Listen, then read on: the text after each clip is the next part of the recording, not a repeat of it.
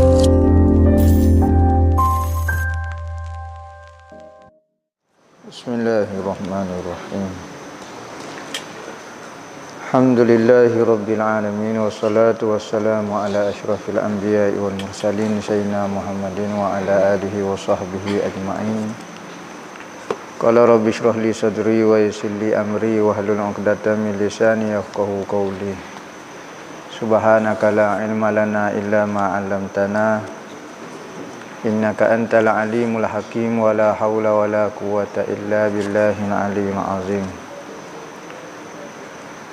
Nawaitu ta'allu wa ta'lim wa tazakkura wa tazkira wan naf'a wal intifa' wal ifadah wal istifadah wala hassa 'ala tamassuki bi kitabillah wa sunnati rasulih wa du'a ilal huda wa dalalata 'alal khair ibtigha'a wajhillah wa qurbihi wa sawabihi subhanahu wa ta'ala. Allahumma inni as'aluka ilman ladunni wa mashraba safihani ya wahabu ya ghani. Qala al-muallif rahimahullahu ta'ala wa nafa'ana bihi wa bi'ulumihi fid dharaini amin. Rabbi yassir wa la tu'assir wa tammim bil khair wa la haula wa la quwwata illa billahil aliyyil azim.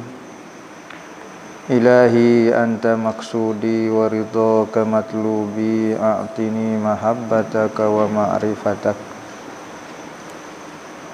Amma ba'du, assalamualaikum warahmatullahi wabarakatuh. Berkata Tuan Mina Al-Fatani dalam kitab dia Irsyadul Ibad ila Sabilir Rasyad, sehinggalah perkataan dia, dan telah berkata Abu Ishaq Al-Aspirayaini, telah ijma' ahlul haq atas bahawa sekalian barang yang dikata orang pada ilmu tauhid itu terhimpun di dalam dua kalimah ini, yakni perbahasa di dalam ilmu tauhid itu tidak lari daripada dua kaedah ni. Gitulah lebih kurang dia ni. Nah. Pertama, salah suatu daripada dua dia percakapan perbahasa mengenai ilmu tauhid ini, gapo dianya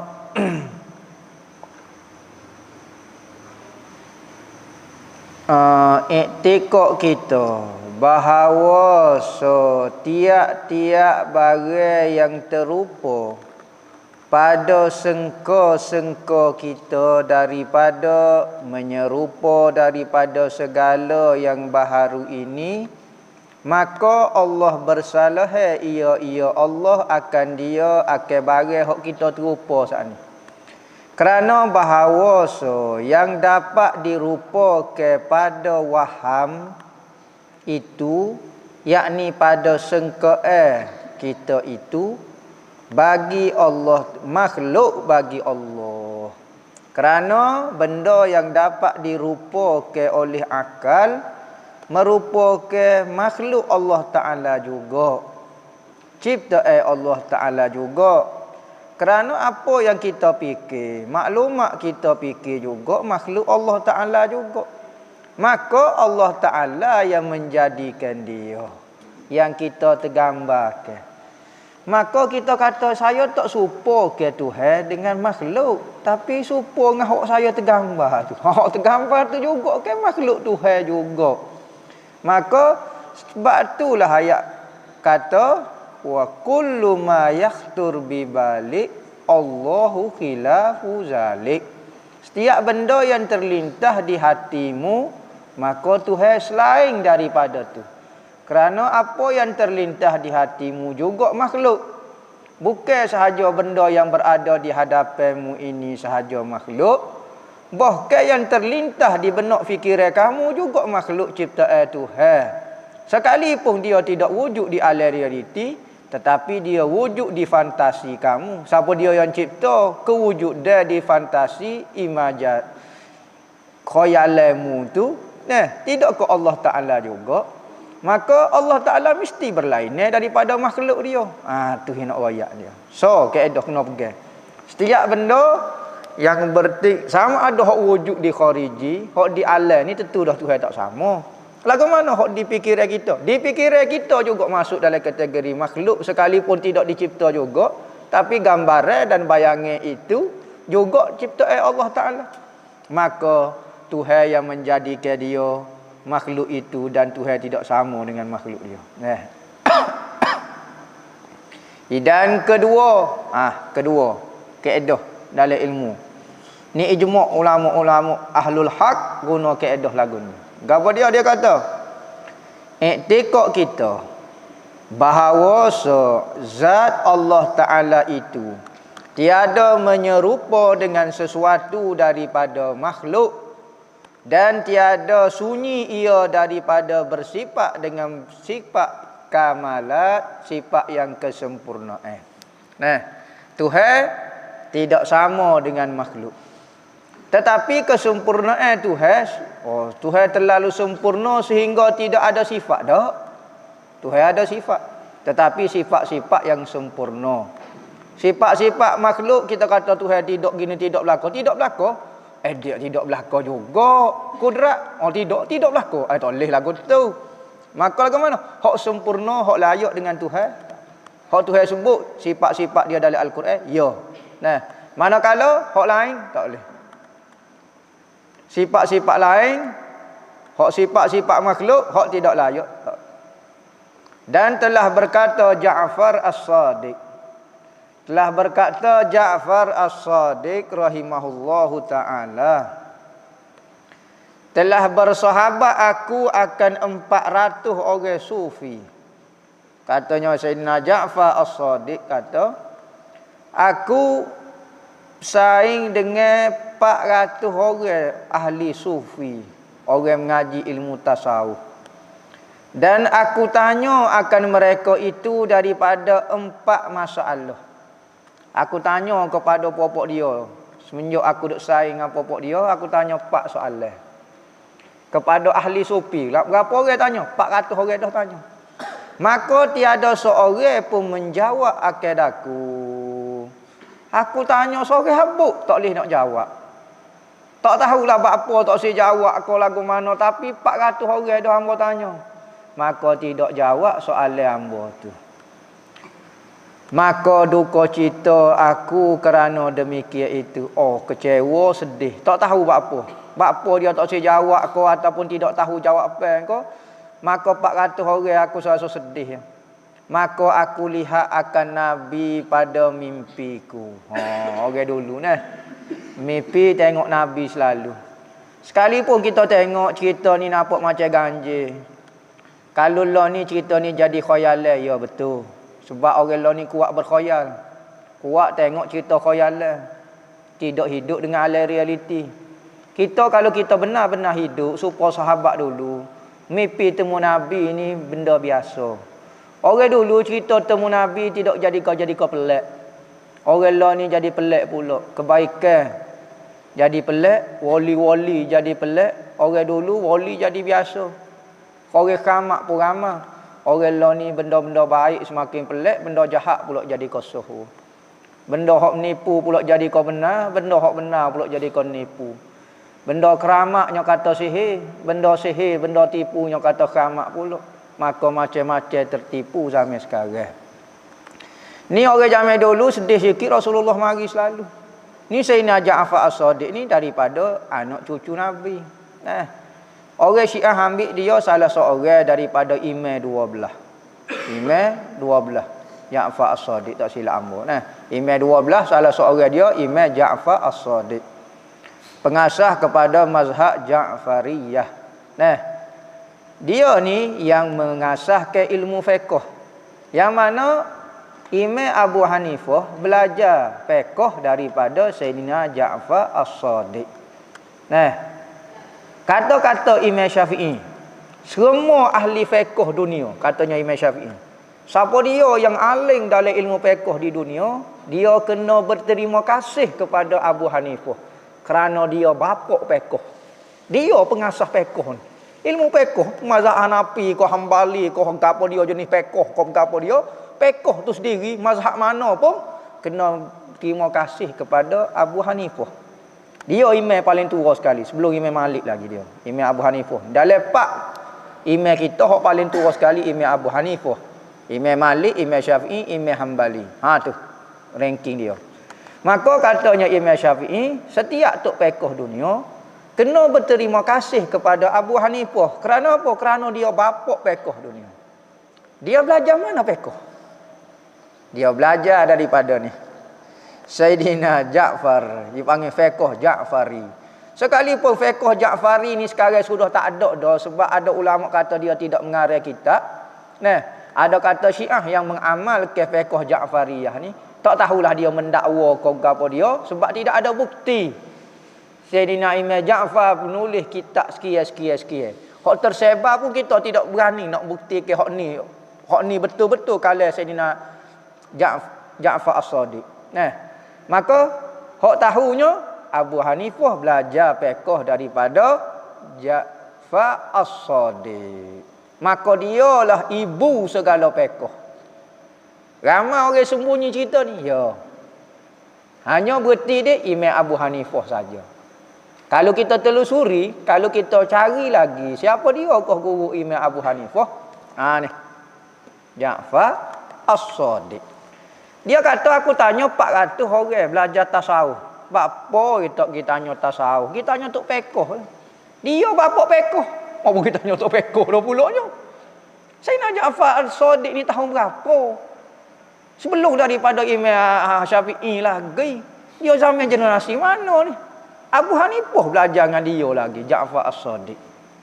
Maka lagu mana? Aku tanya orang-orang sufi. Pada masa tu sufi ada dah. Weh, sufi tua pada fiqh rupanya. Berarti sufi ni lebih tua daripada fiqh. Dah kerana apa dia tak tanya untuk fiqh lah. Masalah ni apa tanya untuk sufi, untuk apa dia? Maka sufi dengan fuqaha ko gapo dia ni asal daripada Nabi belaka. Cuma mungkinlah soalan yang akan ditanya berkaitan dengan orang sufi.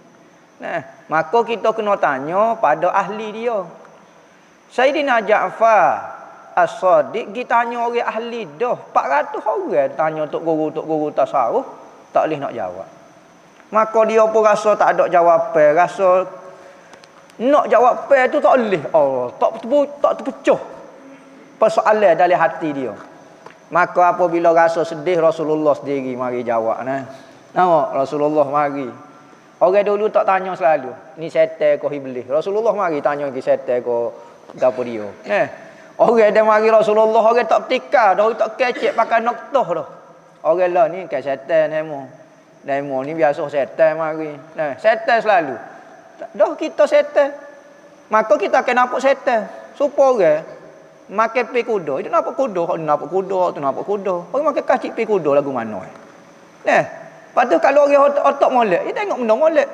Maka orang kalau hati dia penuh dengan iblis, penuh setan. Temu mimpi Nabi lagi iblis lagi. Tak tahu nak mimpi lagu mana? Nak mimpi Tuhan ke mana? Pelik sungguh. Takut mimpi Tuhan bertanya, "Ke ada mu iblis ke?" Sudah tak ada apa. Habis iblis belaka dah. Dia nampak iblis. Orang duk nampak Tuhan, mimpi putus kayu pun nampak Tuhan lagi. Tak ada makhluk pun nampak Tuhan lagi. Tak tahu. Ni ada orang ni tak tahu. Hati, jiwa, perasaan, fikiran duduk fikir dengan setan.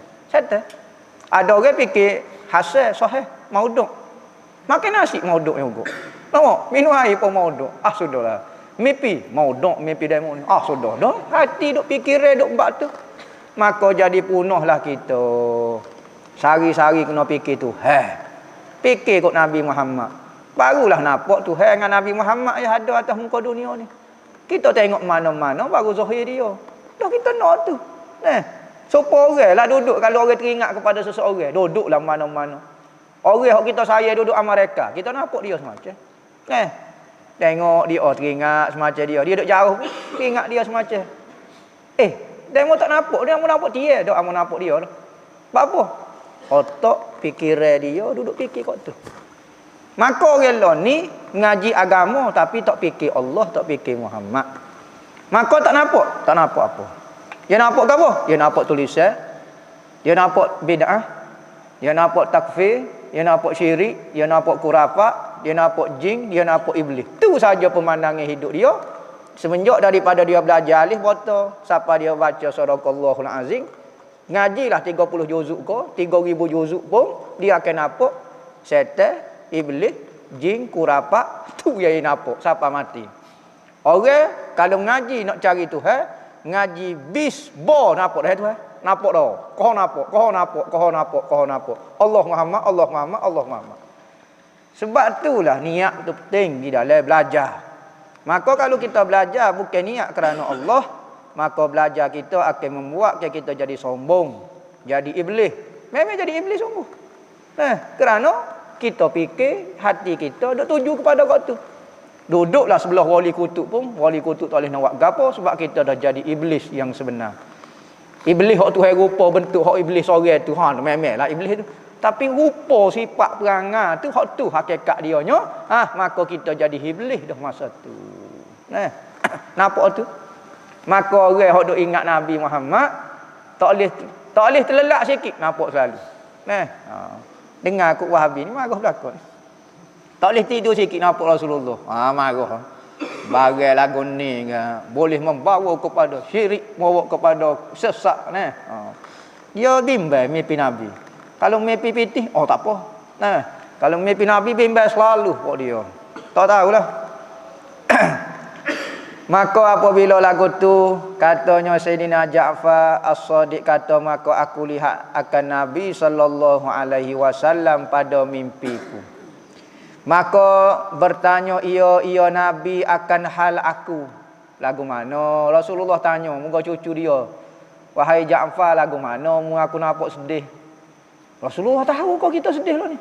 Kita dok mikir kau kita sakit kau kita kau. Dah kali kat Rasulullah tak tahu ni, Rasulullah tanya ni. Berarti Rasulullah tahu apa yang kita buat. Sebab tu kalau orang ada kuat hubungan dengan Rasulullah, sudah selalu dia. Hidup dia sudah selalu.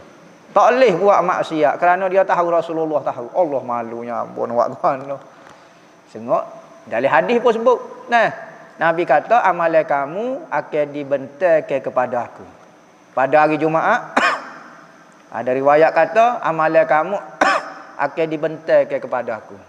Pertama dibentangkan kepada orang mukmin dulu. Tengok orang mukmin tengok mana perangai. Molek ke tak? Kalau comel okey lepas dengan orang mukmin. Aku pula nilai. Kalau molek amalanmu aku puji Allah, Allahumma aku. Kalau tak molek aku minta istighfar. Rasulullah tahu. Ya dah Rasulullah tahu bentai kepada dia. Barulah awak naik ke Tuhan. Lepas tu Tuhan ada atas sekali kau, muka awak naik kata Tuhan. Muka tepat amalan ke di atas, bukan kata Tuhan tu di atas. Tuhan kata ada tepat. Maka cara nak letak amalannya letak atas langit belaka, duk kupu atas langit belaka lah ni. Tepat awak naik amalan semua awak naik ke langit ke. Maka Rasulullah tahu keadaan kita. Ya. Saya tahu saja, saya tak pernah tahu. Rasulullah tak pernah beritahu hal saya ke apa dia. Demo tak pernah mimpi. Rasulullah tak pernah tanya khabar demo. Dan lepas tu demo rasa Rasulullah tak tahu peribadi demo. Cutlah mari Rasulullah mari semalam. Mun buat gapo semalam? Ketar selalu kita kakak-kakak. Ya Rasulullah tahu punya. Kacik kita. Pas tak ada mimpi lagu ni lagu mana nak yakin Rasulullah tahu hal keadaan kita. Maka kita boleh paksa kepada orang yang tidak pernah bermimpi meyakini apa yang dirasai oleh orang yang bermimpi. Tak boleh kita nak paksa. Tak salah juga alik pok dia kalau dia tak rasa pun. Lagu tu. Maka aku khabarkan akan dia, maka aku beritahu kepada Nabi. Katanya Sayyidina Ja'far, aku pun beritahu kepada Nabi. Moga tu aku dengan demikian itu aku nak cerita kata ya Rasulullah. Hamba tanya 400 orang dah. Soalan ni tak jumpa jawapan dia. Maka sabdanya, tanyakan olehmu akan daku akan masalahmu itu. Mu tanya. Okey, tanya apa dia soalan mu tanya 400 orang tu tanya aku. Rasulullah. Tolong jawab pula. Puas hati deh. Biar ada sekali pengalaman dalam hidup kita. Biarlah kita rasa permintaan ini terlalu melampau ni sebuah kepada kita. Tetapi biar ada sekali, ada soalan kita Rasulullah jawab agak sekali. Terang sekali. Nah, benda ni bukan jadi syirik, menjadi kafir, jadi sesat, jadi gapo. Itu terang agak minta. Ada dalam kehidupan masalah kita Rasulullah mari jawab sekali. Baru kita rasa ada hubungan dengan Nabi. Nah, sahabat-sahabat ni kita nak buka cerita takut dia kata khamak pelik gapo dia. Nah, ulama-ulama dulu ke. Kalau majlis mesyuarat, majlis fatwa, tanya masalah, debat ni masalah hukum ni, hak ni jawab hak ni. Pening pala, orang-orang alim pening. Toleh ni pok kita ni. Pok kita tak jumpa masalah ni lagu ni. Ginilah pok kita kena tanya Nabi dia gini. Ambil kail lasi tarik. Ya Rasulullah, tanya direct. Ahli majlis fatwa negara mana lah ni? Boleh buat kerja lagu tu. Orang zaman dulu mesyuarat dalam satu-satu hukum apabila tak pecah masalah. Nah, dia mau nak percaya tak percaya tak wajib cerita ni nah, tak jadi kafir. Cuma mau nak ayat cerita, nak suruh marah Wahabi sikit ya. Nah, gapo dia? Orang dulu nak kata hubungan dia kuat dengan Rasulullah, apabila tak ada jawapan dia selok kain lagu ni tarik. Ya Rasulullah tak cuba cari ya Allah ni hukum hakim kait dengan agamamu ya Allah. Tolong selesai masalah ni. Biar kami boleh buat ibadat betul dengan keinginanmu. Ya selok lasih pakai tanya Rasulullah ya Rasulullah lagu mana jawapan ni? Rasulullah jawab bra. Imam Abdullah Al-Haddad kata, aku ni ya buta. Ya mengarang kitab. Mesti tunggu. Orang buta, orang cacat zahir tidak menunjukkan batin dia tu cacat. Nah, apabila dia kata aku muskil dalam mana-mana hadis, yang ngarang dia muskil kan, muka dia nak payah juga nak rojak kitab, muka dia orang tak nampak. Pala ni bukan boleh dengar macam voice call gapo dia mana ada zaman dulu. Katanya Imam Haddad, kalau aku muskil mana-mana hadis dalam kitab aku hadis kodok ni, maka aku tanya Rasulullah sendiri. Dia kata, jadi kita nak percaya tak percaya tu pulih kepada kita. Kita percaya pun tak rugi, kita tak percaya pun tak. Gitulah boleh kata. Supaya hamba makan ais kering sedap. Patut kata ais kering ni sedap. Dia percaya tak percaya pun tak rugi dia. Bukan tak habis peti dia. Cuma hamba boleh makan ais kering dah. Gitulah hamba ayat tu ya. Demo nak percaya tak percaya, ikut demo tak masuk neraka hamba sebab demo tak percaya, gitulah. Maka wali-wali ayat cerita tujuan supaya nak membangkitkan semangat hubungan kita dengan Nabi. Maka lagu tu dia nak ayat kata mu buatlah, mu akan boleh supaya aku juga. Maka Imam Haddad kata kalau aku muskil aku tanya Nabi sendiri. Nabi kata hadis ni sahih. Sekalipun dalam kitab kata hadis ni dhaif. Nak kata ke mana? Mu nak percaya hak manusia kata, hak tu dia sendiri kata. Hak mari Imam Haddad tu setan. Hak mari ku Imam Haddad tu setan kau. Sedap selalu hak mari ku Imam Haddad setan, hak mari ke demo. Malaikat belaka kau dia. Manusia biasa ya. Jadi jangan buat sesuatu kerana makhluk. Pegang sungguh dalam hati kita. Kerana buat sesuatu kerana makhluk itu bererti kita tidak membuat dengan jiwa kita. Kan kita buat kerana makhluk, bukan kerana keinginan kita. Maka orang yang bersifat dengan sifat ketuhanan saja, bersifat dengan sifat hak comel saja boleh buat sesuatu dengan jiwa. Kalau kita tak buat dengan jiwa, kita akan rasa tekan. Hamba tahu, buat kerana ambil hati, buat kerana. Jadi kalau kita buat kerana Allah, hak ni mari daripada dalam sungguh. Jadi jangan nak percaya kat orang kata gajah rimah, kalau benda tu tak sesat, tak jadi sesat. Bubuh dalam kitab mimpi ni. Buat hujah lah. Tuan Mina ni buat mari cerita ni bukan saja-saja. Hak cerita ni tak payah ambil. Dah. Ya isi dalam kitab.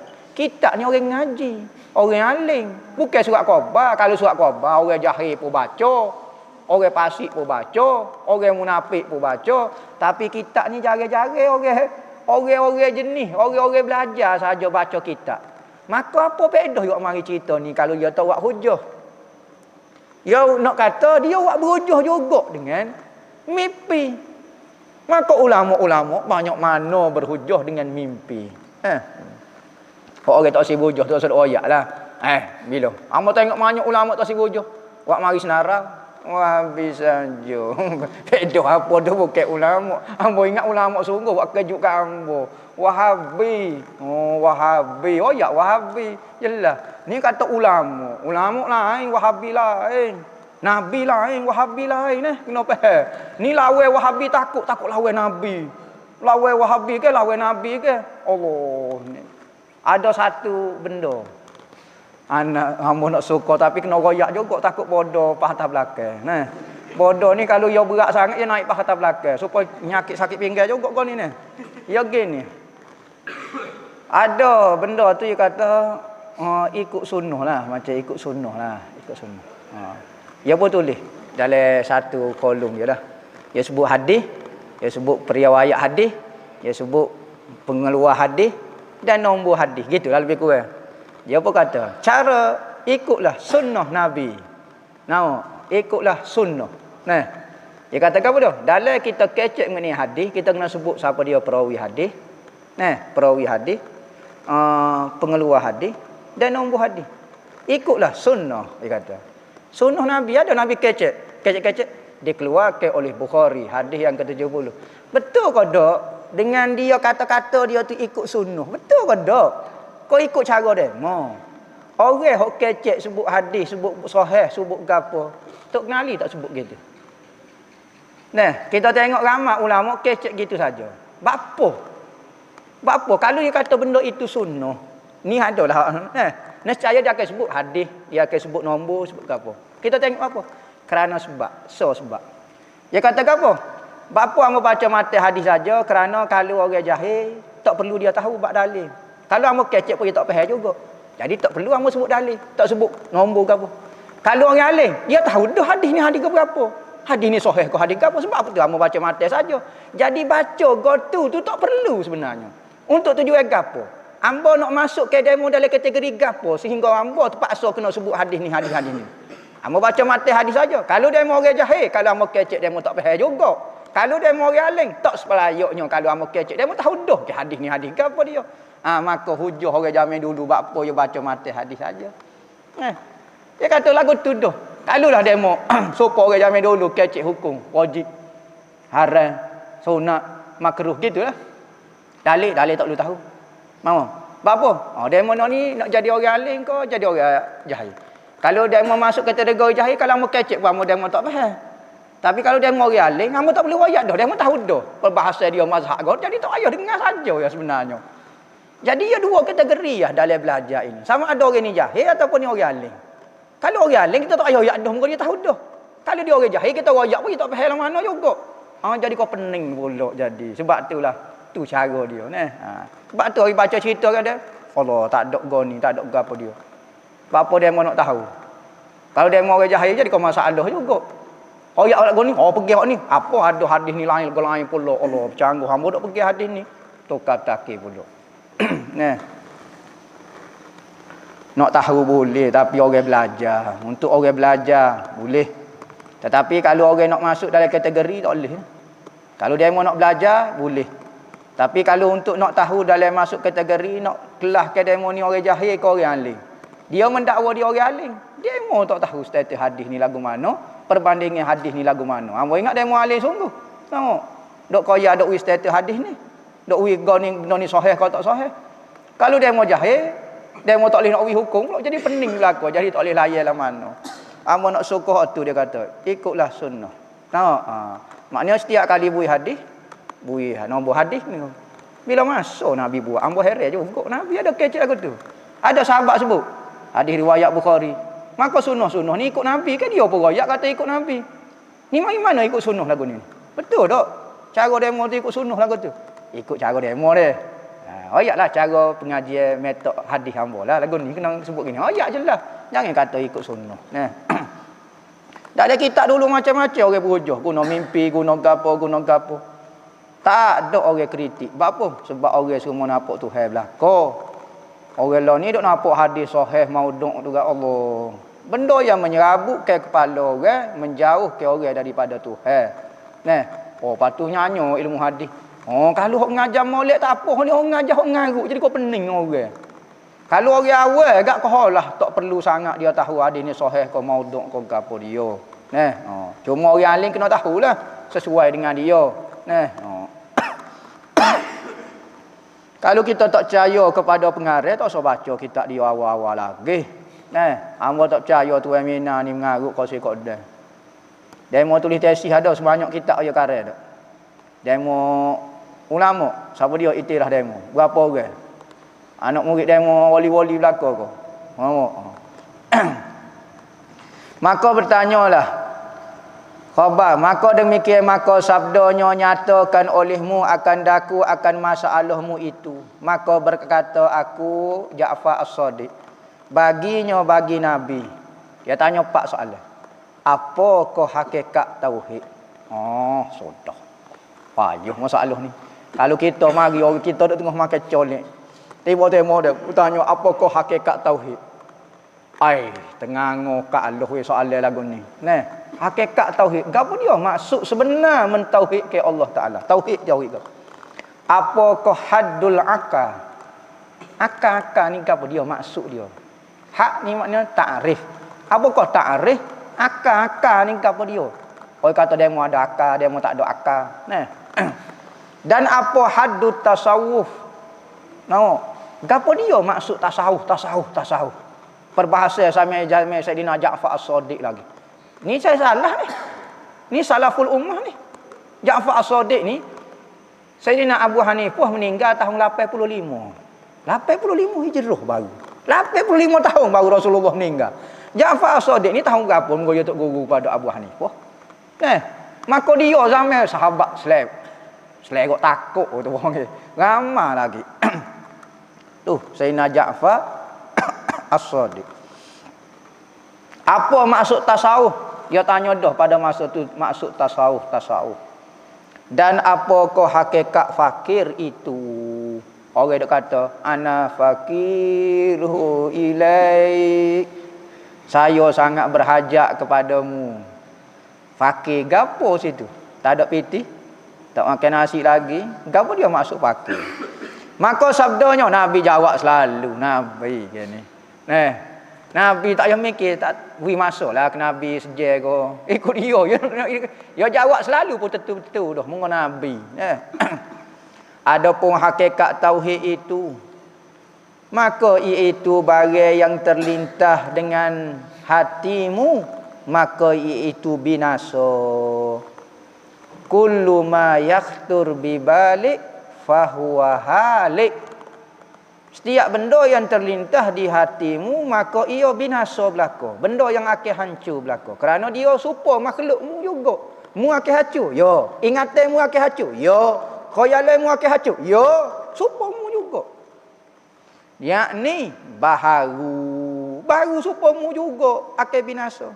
Lagi fana. Bermula Allah Subhanahu wa taala bersalah bagi demikian itu tiada dapat menyamai segala yang baharu akan dia akan Allah Taala. Maka setiap benda terlintas di hati kamu tu bukan Tuhan.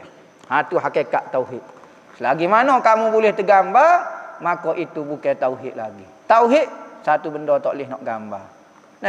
Yakni lagu mana? Setiap benda hok mu rasa tu dok lagi. Tauhid itu tidak boleh digambarkan. Hak terlintas di hati kamu berkali Tuhan lagu ni. Tak.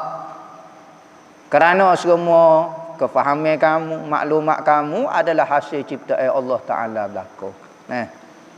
Dan ada pun haddul akli pula. Iaitu gapo dia akal-akal ni? Orang kata dia mau ada akal, dia mau tak ada akal. Iaitu maka sekurang-kurangnya dipanggil orang tu orang ada akal meninggal ke dunia. Dunia. Dan yang terlebih tingginya meninggalkan berfikir pada zat Allah Ta'ala. Orang kata paling cerdik lah tu. Maknanya akal paling rendah sekali tahap dia adalah orang meninggalkan dunia. Kalau orang tak tinggal lagi dunia, maka dia ni tak masuk dalam kategori orang berakal lagi. Kerana dunia ni tak ada memberi faedah kepada dunia kecuali dia bawa dunia dia kepada akhirat. Maka kalau dunia semata-mata, kalau mu tak tinggal dunia semata-mata, maka mu ni tak ada akal lagi nisbah kepada kalau mu nak takrif akal yang sebenar. Mana kalau akal hok paling tinggi sekali, terlebih tinggi meninggalkan berfikir. Mu jangan fikir mengenai Tuhan. Mu nampak macam agama fikir mengenai Tuhan, tapi zat Tuhan tak boleh nak fikir. Mu nampak benda agama. Oh, benda ni dok kalau mu otak bijak, mu ada akal, mu tak akan fikir mengenai zat Tuhan. Nah, dan adapun hadut tasawuf. Oh, pok kita ni ke? Tasawuf. Pok kita ni pakai gila tasawuf lagu tu ya. Nah, tasawuf. Oh, tasawuf ni. Gerung orang tengok tasawuf. Habis ketar nak marah pok kita ni. Nah. Maka iaitu meninggalkan dakwa. Mendakwa saya yang semaya, dakwa saya baik, dakwa saya alim, dakwa saya pandai, dakwa saya mengaji sungguh, dakwa. Bukan mungkin tak nampak kau Tuhannya. Bila mu nak tinggal dakwa mu-nya. Mu kata mu tasawuf, mu kata apa tu, mu kata mu baik. Tinggal ke dakwa semua tipu belaka. Hak betulnya Tuhan ke? Tu meninggalkan dakwa. Bukan pergi dakwa hospital, pergi dakwa di klinik, pergi dakwa di mahkamah. Dok. Pok kita dok mengaku tu ambo tasawuf. Hak tu pun tak boleh sebenarnya. Kita bodoh, kita style tak perlu kita. Bukan kata dia mengaku ni.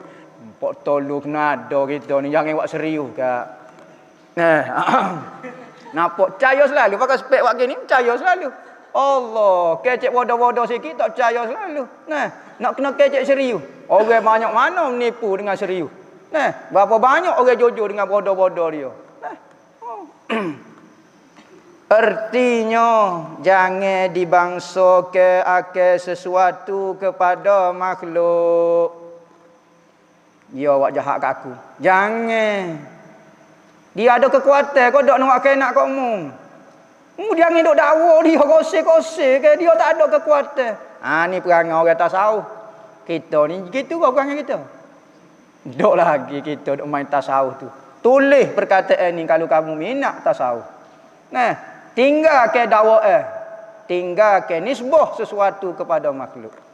Dan menyembunyikan ma'ani yakni segala rahsia yang Tuhan beri dalam hati kita. Khamak kita ko, hubungan kita dengan Nabi ko, makom kita ko, jangan royak kat orang. Ni bisa sikit juga royak. Anak saya telah bermimpi tengok Nabi. Masya Allah. Royak selalu. Guru saya sudah jadi atromeng yang keempat. Oh, Masya Allah. Allah, atas belakang bodohnya. Nah. Apa jadi? Pandai menyembunyikan rahsia. Kalau tak boleh sembunyi rahsia, Tuhan tak ui rahsia. Patuh hok mari tu setan belaka dah, bukan hok mari daripada Tuhan. Mungkin kali pertama tu mari pada Tuhan, tapi nampak jenis minat bocor rahsia siapa dia nak bui. Nah, kita janji dah, saya kat awak jangan hoyak kat orang nama saya malu. Kita pergi hoyak kat orang. Allah, pasukan ni hoyak kat orang malu. Tuhan kadang-kadang tu hewi alamat kepada seorang wali nak kata dia saya. Ngoyak kau orang goning-goning Allah payah. Uktum hawa. Tengok siapa kami saling kata. Sembunyi ke rahsia kita. Hawa kita jangan dok ngoyak kau orang. Ingat kepada dia kita ni. Oh ni tak ada gapo baru siratal labi baru besok keramat tak tahu kat mana.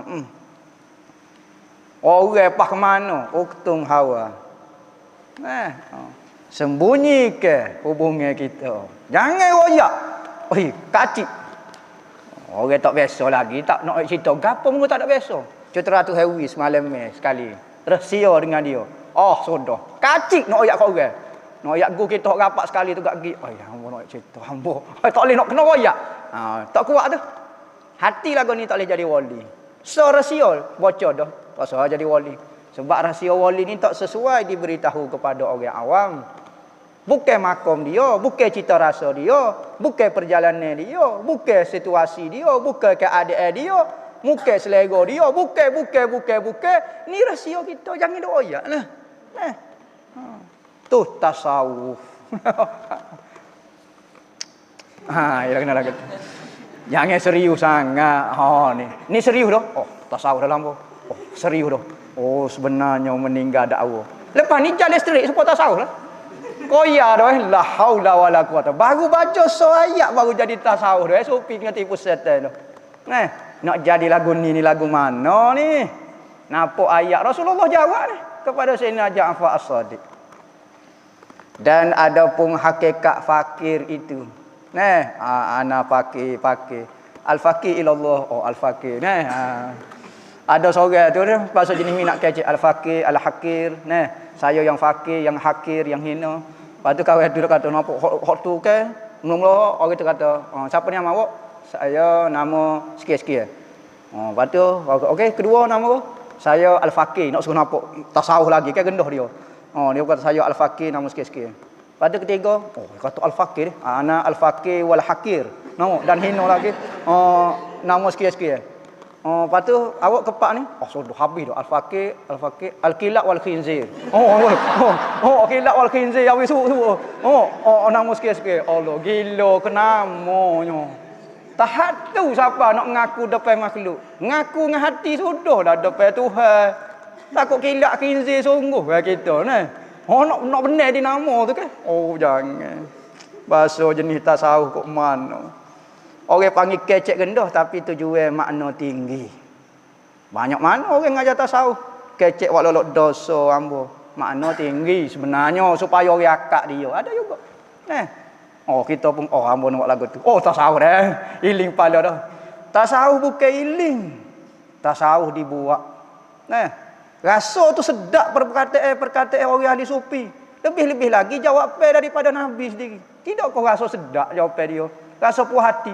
Tapi kita lagu ni kodok. Kena usaha ni. Maka iaitu bahawa tiada engkau memilih akan sesuatu. Panjang ni. Kita berhenti di adapun hakikat fakir.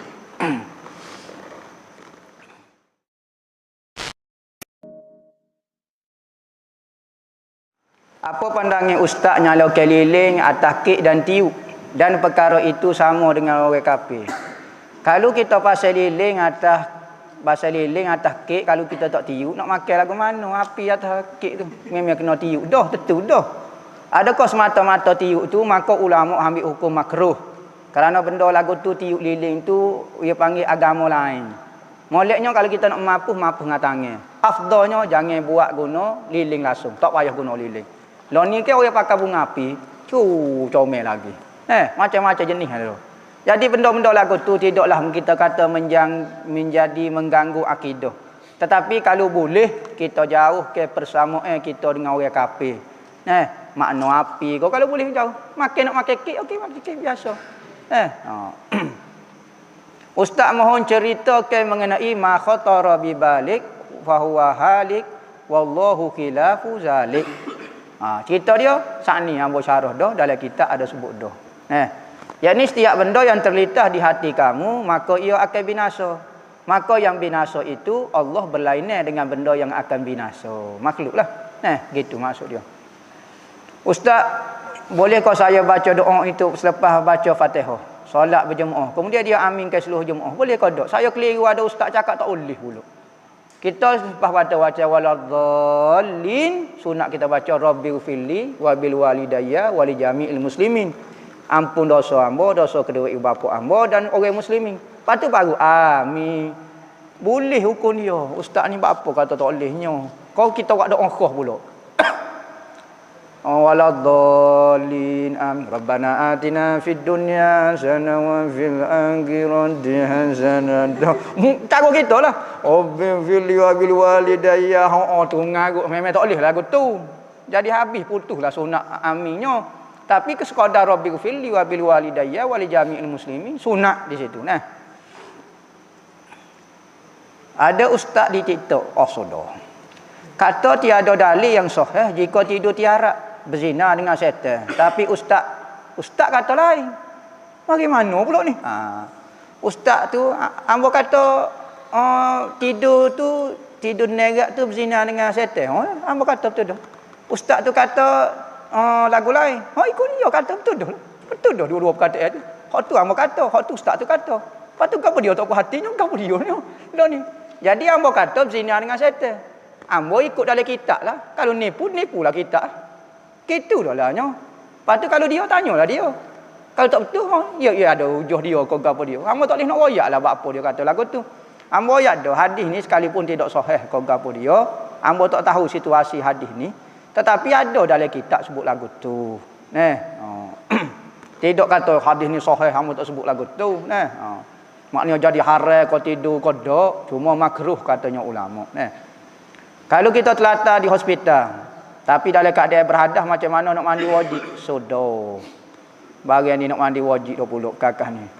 Bila-bila janganlah awak kerjaannya pelik-pelik kata duk hospital pun. Lepas tu nak mandi wajib lagu mana? Kena mandi wajib. Kalau boleh mandi macam biasa. Kalau tak boleh, sudah. Mandi sekadar mampu saja. Lepas tu, kalau tak boleh lagi, tunggu nanti siap baluk ke apa dia semua, ke apa buka apa semua. Okey basuh. Kaki ke apa dia basuh kaki pula. Sambung pula mandi wajib. Mandi sudah lalu. Hak tu, lepas tu mandi wajib, lepas tu nak semaya. Ganti hak tepat, hak tak boleh nak basuh mandi wajib sani, ganti dengan tayamum. Kawasan misalnya kaki, kita mandi wajib semua dah. Kaki tak boleh nak basuh. Lepas lagu mana? Hak tak boleh basuh tu kita tayamum. Lepas tu lagu mana? Maya. Maya ni kata lagu mana dah? Macam biasalah. Lepas tu maya tayamum juga. Tayamum untuk ambil semaya pula, kaki ambil semaya pula. Lepas tu semaya macam biasa, 2 3 4 hari buat kerja lagu tu. Lepas apabila kita buat seminggu apa dia, okey kita pun mandi wajib pula. Basuh kaki, hak tak basuh lagi. Lepas tu ulai kodok semaya, kena kodoh mula kodok semaya tu khilaf ulama. Adakah hukum membenarkan solat jamak tamam? Yakni solat jamak 4-4 lah. Ketika hari majlis perkahwinan berlangsung. Semata-mata untuk menjaga makeup. Sibuk bergambar, melayan tetamu dan sebagainya. Terima kasih. Kalau nak tanya pendapat, pendapat tentu ada. Memang orang nanya ni macam tahu dah. Pendapat ni ada tetapi jangan amal sangatlah.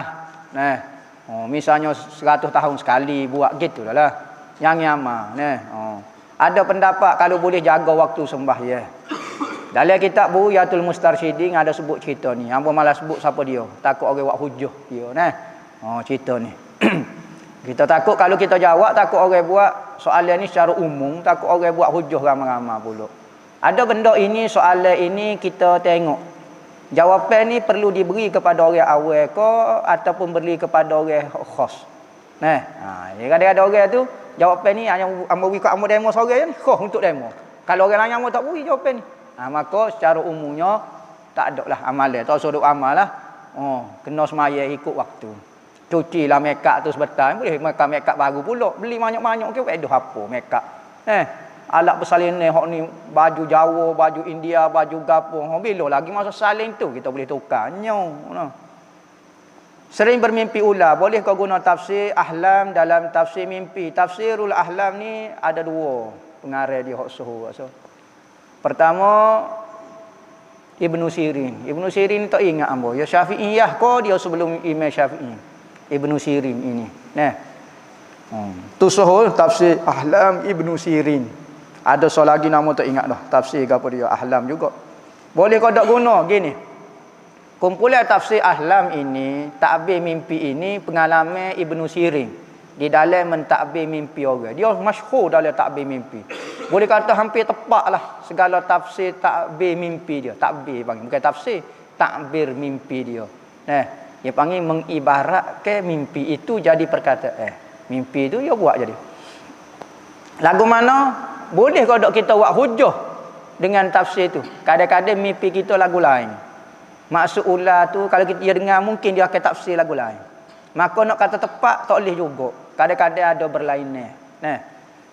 Cuma kalau bab mimpi ni molek tafsir yang indah-indah. Jangan kalau nampak tafsir ni tak molek, jangan beritahu. Macam mana kita nak kenal karakter diri kita menurut Islam? Sudah lagu mana? Nak kenal karakter ni sifat kita. Kita tak boleh kenal sifat kita. Kita kena duduk dengan guru kita, kita kena duduk dengan masyarakat, barulah keluar karakter kita. Nampak? Sifat kita duduk dalam tubuh kita, kita tak akan keluar kecuali kita duduk dengan masyarakat. Maka duduk dengan masyarakat yang paling molek sekali dakwah di jalan Tuhan. Kita pergi dakwah orang, kita tahu sifat marah kita duduk mana. Sabar kita duduk mana. Saya kita duduk mana? Prihatin kita duduk mana? Kalau kita tak duduk sengih tengok TV, tak tahu kita ni pemaaf ke, pemurah ke, penyayang ke apa. Nak melahirkan karakter kita, nak tahu karakter kita, berdakwahlah. Nah, ajak orang kepada kebaikan, baru tahu karakter kita tu siapa ke kita. Nah, lepas tu tengoklah. Kalau hak tak molek, kita baiki biar betul dengan Islam.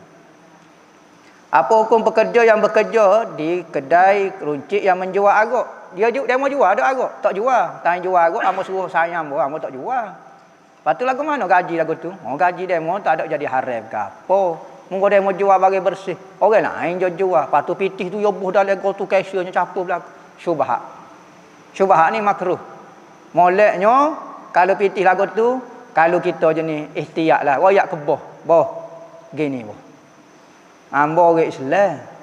Ambo tak boleh jual barang-barang haram ni. Arak ke apa gini. Pitih arak ambo tak sini boleh ke tak? Macam dalam papai cashier tu ni pitih arak saja, pitih orang jual. Jadi pitih gaji ni ambo dah tolong mari ambil mana pada hak ni nah, jangan ambil daripada hak ni. Tu molek, hak tu jelas. Hak tu memang tak tepuh langsung pitih syubhat, tapi kalau capur belaka pun tidak jadi haram, cuma syubhat sahaja. Nah. Kalau tak capur lagu tu jelas.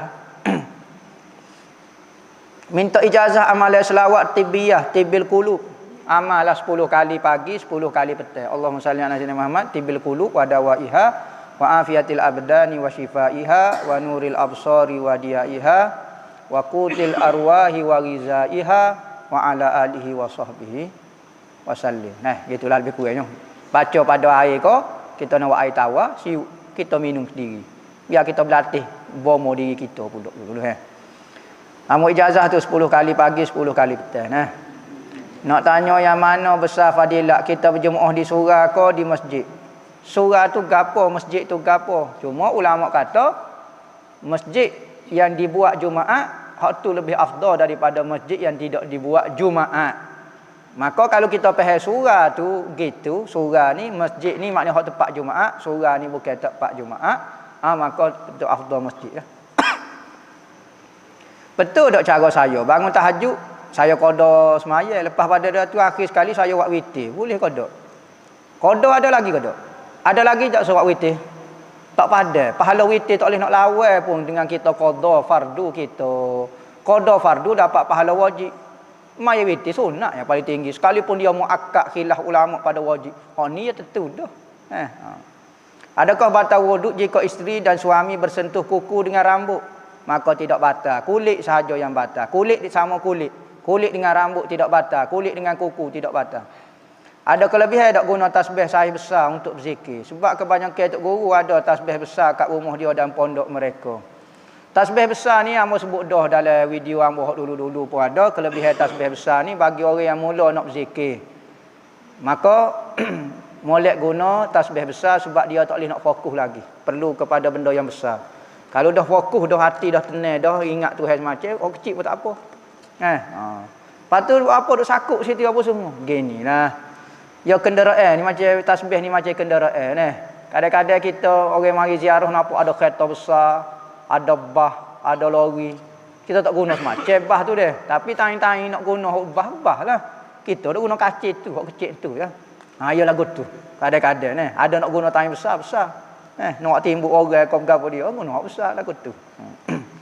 Apa kelebihan orang menghafal mata alfiyah tapi tidak faham makna dia? Tak tahu, hangpa tak ingat ada tak kelebihan alfiyah ni. Tak tahulah ada cerita mengenai kelebihan alfiyah ni. Mazhab mana yang boleh menjamakkan Jumaat? Boleh solat Jumaat dengan sekurang-kurang 4 ahli Jumaat. Dan apakah boleh diamalkan di Malaysia? Sudah bagi ni.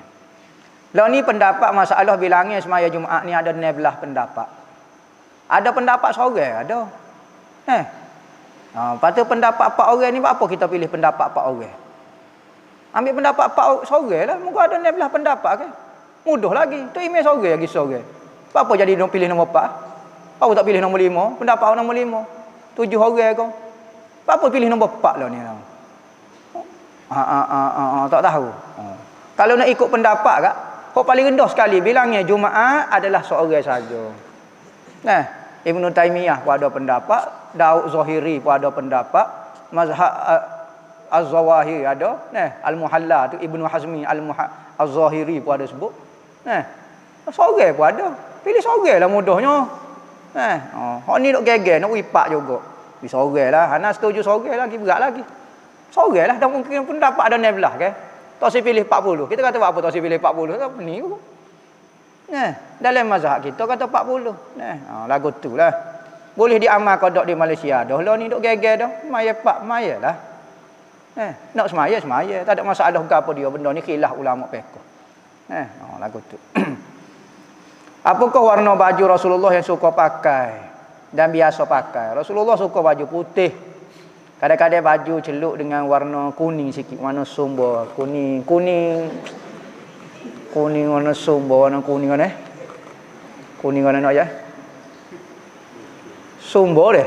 Kau panggil deh. Kau panggil apa? Sumber deh kau apa? Sumber warna kuning. Kau panggil apa dia? Sumber warna kuning, hak ini hak warna sumber ni pun warna. Dalam orang Kelantan panggil sumber ni warna lah. Warna kuning muda gitu. Bukan kuning tok car dah. Kuning muda lagu tu. Dia panggil sumber, warna sumber gitu nah. Warna tasawuf dia panggil. Maknanya bukan putih, bukan putih biru begitu. Dia panggil putih warna surai ke kuning-kuningnya sikit. Rasulullah sebab dia pakai baju lama. Alah saffron tu lah, saffron. Sumber tu lah warna. Lagu tu lebih kurang. Tak biasa dengar sumber. Pelik. Tu Rasulullah suka warna hijau. Warna putih. Warna gitu. Lepas tu ada baju Rasulullah warna merah. Ada. Tapi jarang Rasulullah pakai. Maka Rasulullah tak pakai semacam, tapi tak apalah Rasulullah pakai juga. Tak menunjukkan Rasulullah kena pakai semacam baru dia benda tu jadi sunnah. Kerana kalau lagu tu gak selok lah Nabi 2-3 tahun nak pakai semacam lagu mana? Dia nak tunjuk semua warna. Mati ya selok dia nak warna. Maka jangan minta dengan Rasulullah lebih-lebih tunjuk contoh. Cukup sekali sudah jadi contoh dah. Kalau kaki berdarah titik atas kapek masjid, wajib kena basuh kodok. Pas lagu mana kapek tu kering, pas lagu mana amo kena basuh kau sudah pakai jerit apa mana. Sudah kata. Kapek tu apabila jadi najis, maka kena basuh lah. Kena basuh lah. Apa? Basuh tak ada masalah lah. Pas kering sudah boleh. Jangan waktu basuh lagu tu lah kapek masjid tak boleh menajiskan tempat semaya hukumnya berdosa. Sebab tu kita kalau ada najis jangan naik atas masjid. Takut menajiskan masjid. Sekalipun berlapik katanya ulama. Sekalipun berlapik jangan. Masuk ke najis sekalipun berlapik di dalam masjid hukumnya haram juga. Kita underwear kita kena air kecing. Contohnya lah. Kita buku-buku bubuh dalam seluar kita gulung kita letak dalam masjid. Tak boleh juga katanya ulama. Sebab apa? Masuk ke najis dalam masjid. Sekalipun tak setuh kapek masjid. Memang lah. Tapi kalau benda bukan najis duduk dalam masjid. Makruh. Apa dia bukan najis tapi macam mengotori, panggil benda bukan najis. Kalau benda kotor tapi bukan najis, waktu jadi makruh. Saya dengar ramai orang tua sebelum solat fardu baca surah An-Nas. Gapo kelebihan dia? Surah An-Nas ni menghalau daripada gangguan iblis nak mari. Rabbi a'udzubika minal hamazati syayatin wa a'udzubika rabbi an yahdurun. Ni, lepas tu doa dia. Lepas tu baca qul a'udzu birabbin nas, minta supaya Tuhan jaga kita daripada gangguan ketika kita nak semaya sebab syaitan janji nak mari khianat kita setiap kali kita nak semaya. Maka kita nak berlindung. Lepas suami meninggal dunia, nafkah keluarga jatuh pada siapa? Kesianlah pada bini yang tak boleh bekerja dan mempunyai anak masih kecil. Orang jatuh ramai, ambillah buat bini. Janda-janda tu, patulah awak. Duk sia saja. Wilah tok laki demo kok gapo kok. Tolong janda tu sia ke dia. Patu duk sia belanja air liu lagu tu. Sia saja tolonglah. Tak syarat nikah. Tak apa tak syarat nikah, tolonglah. Beri duit kau gapo dia. Kok moleknya bui zahir dan batin. Lagu tu nak ayatnya. Sebab tu Nabi apabila dia tengok mukminat kita, sahabiah perempuan yang masya-Allah meninggal suami dia, maka Rasulullah cepat ambil. Apa? Nafsunna Rasulullah. Tak boleh lupa saing meninggal. Orang tak saing meninggal sikit ambil selalu bini. Berat Rasulullah. Gitu kau kita fikir. Dak nak selamat bini dia. Dia dulu duduk bawa sahabat dia hok molek jaga. Takut dia terlepas dia duduk dengan orang lain penuh dia. Rasulullah cepat-cepat pergi selamat dia. Kadang-kadang Rasulullah nikah bukan duduk sini. Sahabiah tu duduk ni. Habsyah kan. Dak Rasulullah kata pergi pindah Zainab. Pergi. Zainab kau gapo dia nama. Saudah kau gapo dia. Nikah dengan dia. Rasulullah sahabat duduk dia, sahabiah duduk sini. Rasulullah duduk sini. Pergi pindah nikah kat dia apa dah? Dak nak jaga Saudah. Sebab Ethiopia pada masa tu Kristian kuat. Takut apabila dia nyanyo ikut Kristian. Rasulullah fikir. Kita duk fikir juga. Fikir semata-mata fikir. Kesian. Allah kesian. Fikir lagu tu. Tahu. Tak ada beda fikir lagu tu. Nampak? Fikir ni buat cara dengan cara tolong. Nak bagi salam je ke ustaz. Assalamualaikum. Allah. Waalaikumsalam. Pelik sungguh. Bukan salah ni. Ajar maut sudah ditetapkan. Macam mana pula bunuh diri? Kalau dikira ajar, kenapa seorang diseksa di akhirat? Mati ni Tuhan ajar dah. Patut orang bunuh diri ke ajar juga. Apa dia kena seksa diri? Kita seksa atas perbuatan dia. Bukan dia mati. Kalau dia bunuh diri tak mati pun dia akan berdosa. Bukan di mati tu. Mati tu kerja tu. Menghidupkan memati. Ni perbuatan cocok dengan ni haranya. Hak terjung tu kelegung atas kepala dulu. Hak tu hari. Kalau tak kedai tak mati pun dosa tu perbuatan tu. Maka kalau mati bertelah hajar tu kerja tu. Hak dia akan dihisap bukan di mati tu. Duh. Apa dia mau terjung tu. Maka tu marah dia terjung tu bukan mati tu kerja aku. Bukan salah di mati tu. Mati tak berubah tu hajar tu kerja aku. Cara mati tu fi'il usaha ikhtiarmu. Mohon nasihat untuk Saintino. Saya hok free hair. Dia nak berhijrah. Gini. Kalau orang nak berhijrah, siapa dia soalan ni Tino kau jatuh. Kalau dia ni Tino, okey, gi jumpa dia, peluk dia, kata tahniah. Awak telah dipanggil oleh Nabi, oleh Allah Taala untuk berhijrah. Belanja Maggi. Belanja dia makan KFC 7 hari 7 malam kerana dia nak berhijrah kepada kebaikan. Wi sokongan kepada dia. Wi royak cantah ni Allah saya tak hebat supaya awak masya-Allah kata syurga dah awak. Awak tak payah semaya dah lah wali dah awak. Tu terbalik dah pula. Dah sihat terlampau dah tu. Tu terlampau sangat dah tu. Jadi wi sokongan orang nak berhijrah, wi royak tahniah kepada dia, senyum semacam ke dia. Saya suka. Maknanya pilih awak. Saya bangga ni. Kita sign dua saya bangga awak ni. Sekalipun saya pun free hair juga sebenarnya. Tapi biar wi lagu tu. Ni. Semangat orang nak berhijrah. Tak payah ayatlah cerita lama dia. Wi gitu, wi semangat. Insya-Allah dia akan semakin kuat untuk berhijrah. Apakah doa ataupun amalan untuk kurangkan rasa gugup apabila perlu bercakap di khayalat ramah jazakumullah. Ya gini, nakut depan orang ramai ni payah nak sebut. Kita sebut dah amalan ada sebut dah dulu dah. Antaranya ketika bangun pagi tu kita sapu tapak kaki tu sapu di muka. Amalan tu tak ada Quran hadis tu. Tapi nak buat ikut kita lah. Patut so lagi ikutlah baca Rabbi syrah li sadri wa yassir li amri. Patut cek kita ni ada medu ke berapa dia. Patut kecek ni jangan tengok orang. Kalau kita kenalin. Kecek lenggok ke atas. Sebab apa? Tak lenggok ke bawah. Lenggok ke bawah aku nampak dia kata jadi tunduk pula. Tak comel pemandangnya orang. Jadi kita buat naik lenggok ni padahal kita lenggok ke atas, belalok utik mata gitu. Tak sibuk tengok orang ataupun pakai spek hitam. Tak nampak lalu. Spek hitam jangan spek hitam nampak. Spray kot dalam. Biar tak nampak betul. Jangan buat sini nampak sebenarnya spray tu, pakai lagu tu. Maka kita tak nampak gelak gelemak. Kecek, sebab kecek sore dah pro. Orang kelip belakang dah kecek lagi pro. Ia jadi naik semangat lagu tu Apakah sarai labuh-labuh masuk dalam menanggung najis? Ya. Sarai labuh-labuh ni keluar daripada punggung dia. Maka dia masuk dalam keadaan benda yang keluar daripada perut usuh menata. Jadi najis lah. Kalau sedikit dimaafkan, kalau banyak tak dimaafkan. Banyak lagu mana? Supaya kena tembak di Spiderman. Banyak tu goling. Tu tak boleh buat semaya lagu tu kalau Spiderman sebab dia labuh juga kan. Tapi YouTube kau tangan heran juga Spiderman pelik juga. Tak boleh nak kiyah je. Jadi hok ni labuh sungguh dia tanya dia bukan Spiderman ni. Jadi kalau hok labuh, kalau banyak tak boleh, kalau sedikit dimaafkan. Dalam sabila tengok dalam sabila muhtadi yang sebut. Apa hukum makan benda syubhat makruh ada haram, makruh hukum dia. Syubhat ni bukan haram. Haram ni al-halalu bayyinun wa haramu bayyinun. Halal tu jelas dah. Haram tu jelas dah gapo-gapo dia. Wa bainahuma umurun mustabihatun. Di antara keduanya banyak perkara-perkara syubhat. Hak ni tidak masuk dalam kategori haram. Dia hanya peringkat makruh saja.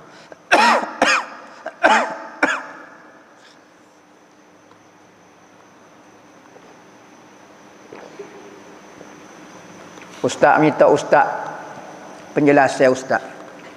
Tidur dalam keadaan wudu. Bila setuh dengan bini, dengan tok lelaki batal. Pas nak tidur lagu mana dengan wudu? Pertama, kalau kita tidur sore, biarlah kita ada ismaya siapa kita terlelap.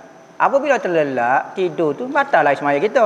Okey, biar kita habis ke batalnya ismaya dengan tidur. Tapi kalau kita suami isteri, nak tidur tu biar ada ismaya.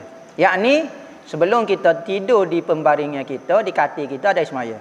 Pas tidur tu setuhlah dengan bininya, tak apa, dah dapat pahala berwuduk untuk tidur. Nah, bukan berwuduk sehingga tidur, dah berwuduk untuk tidur sebenarnya. Kita ambil semaya untuk tidur tu sunat lagu tu. Bukan berwuduk siapa tidur dah. Nah. Tu maksud dia. Dan orang suami isteri ni sunat bersentuh. Nah, jangan apa awak lagi ni. Tak apa awak pakai jubah, pakai serban, tak boleh sentuh. Saya nak jaga ismaya. Sudah pening kepala lagu ni, bukan. Apa hukum lepas doa sapu tangan kat muka. Pasal saya ada tengok orang lepas doa tu tak sapu muka. Doa ke tak sapu muka dia. Tak tahulah apa tak sapu muka, takut ada tak cicuk muka dia. Nya sapu berabi atas muka. Jangan dok tanyalah apa tak sapu muka tu, apa kita hok tak ada gapo-gapo sunat. Sayyidina Umar, Abdullah ibnu Umar ada sebut hadis Tirmizi apa dia, Nabi kata apabila kamu berdoa, lepas pada berdoa jangan kamu letak tangan direct. Sapulah ke muka kamu, fihi barakah, padanya berkat. Tangan kita guna untuk buat ibadat ke Tuhan, tak ada tangan merintih dengan Tuhan. Ibadat ni kan tangan kita buat ibadat kan ni. Maka ada keberkatan, ada keberkatan sapu di muka katanya. Nah. Sunat sapu dah. Dalam semaya pun sunat sapu, ada riwayat kata luar semaya pun boleh berlaku.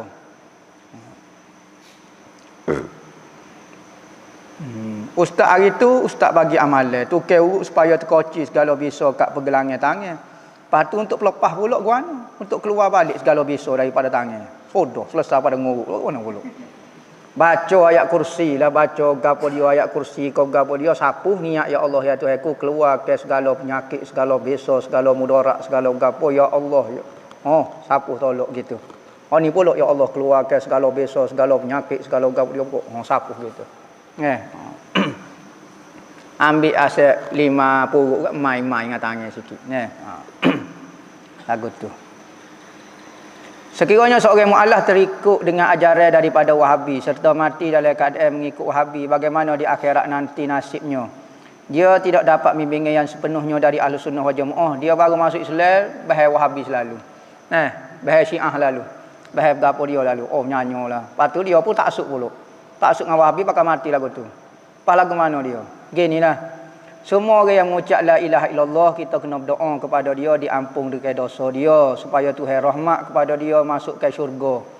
Atas muka dunia, kita duduk baluh dengan dia, tidak sependapat dengan dia, tapi dia mati, jangan telitah di hati dia, suruh Tuhan buh dia dalam neraka. Sekarang dia beriman dengan Tuhan, doa biar Tuhan ampun kesilapan dia. Kesilapan kita pun ada juga. Kena lagu tu. Jadi orang dah mati dah tak doa ayat orang kata okay, dia masuk neraka. Jangan hamba tak berani hok hidup, tak berani nak ayat gitu nah. Jadi nak kata lagu mana? Mudah-mudahan Tuhan ampunglah dosa kita, dosa dia. Gitu ayat nah. Ada satu keluarga ni mengikut ajaran sesat. Anaknya tersedar keluar daripada ajaran itu. Tapi ibu bapa tak mengaku anak pula. Walaupun dah beritahu tentang kebenaran tentang ajaran itu. Jadinya tak berhubung sampai hari ni. Adakah anak tu dikira deraka? Ajaran sesat ke apa dia tak tahu ni. Takut yang kata pok kita sesat ni. Anak dia kait Wahabi kau dia kata kita sesat. Di cerita ni tak habis ni cerita ni. Ajaran sesat mana ni kena royak. Baru hamba boleh buat tu hukum. Kalau hamba tak tergambar, hok sesat, hok dia kata siapa dia sesat ni. Ayah hamba dulu ngaji pondok, lepas tu hamba sekat ngaji Madinah ni, hamba kata pok hamba sesat. Maka hamba tanya kat nasihat pok hamba, benda ni bid'ah gapo dia. Dia dah kata tu tahlil sunat lah gapo dia. Sesak ayo hamba. Maka hamba pun tinggallah mak ayah hamba. Adakah dia kira derhaka hamba ni? Ha, takut salih lagu tu lah. Jadi hamba tak tahu nak pergi kok mana ni, sesak siapa dia, atau sesak tu siapa dia. Jadi kalulah benda itu sesak sungguh, maka kita nasihat dah. Tak syarat kata kita apa nak putuskan hubungan dengan dia. Hubungan dengan ahli keluarga tetap ada. Tetapi kesesatan dia kita tak akan reda selama-lamanya. Untuk beri pelajaran sekadar saja tak apa. Tapi jangan putuskan hubungan kalau boleh. Nah, cuma soalan ni gitulah, faham-faham nah. Kalau lah cerita supaya hamba sebut saat ni, berarti anak dia yang sesat sebenarnya, bukan ibu bapaknya yang sesat. Nah. Wallahu a'lam, al-Fatihah.